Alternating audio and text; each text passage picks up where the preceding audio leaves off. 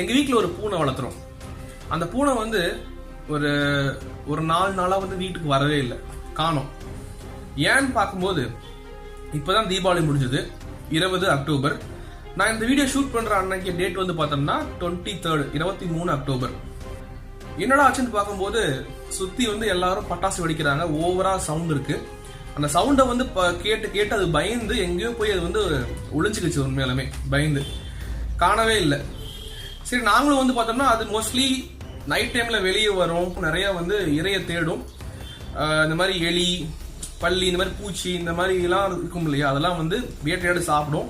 அது எப்படியே இருந்துக்கும் நாங்கள் நினைச்சோம்.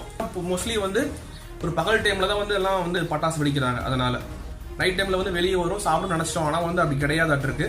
ஒரு 3 நாள் கழிச்சு இப்பதான் வந்து பார்த்தோம்னா அது வீட்டுக்கு வந்திருக்கு. வீட்டுக்கு வந்தாலுமே வந்து கொஞ்சம் பயந்த மாதிரி தான் கண்டிப்பா இருக்கு. அது எப்படி இருக்குன்னு நீங்களே பாருங்களேன்.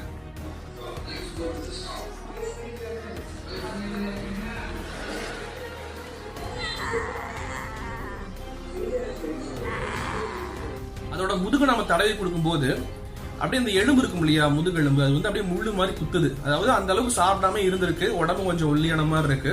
முன்ன ரொம்ப வெயிட்டா இருந்த மாதிரி இருந்துச்சு, இப்போ வெயிட்டே ரொம்ப கம்மியா இருக்கு. பட்டாசு வெடிக்கிறோம் தீபாவளி அப்போ, அதனால வந்து நம்மளை சுத்தி இருக்கிற விலங்குகள்லாம், பறவைகள் கூட பயந்துக்கும், எல்லா விலங்குமே பயந்துக்கும் உண்மையாலுமே. ஸோ இந்த ஒரு இஷ்யூவை பத்தி நீங்க என்ன நினைக்கிறீங்க?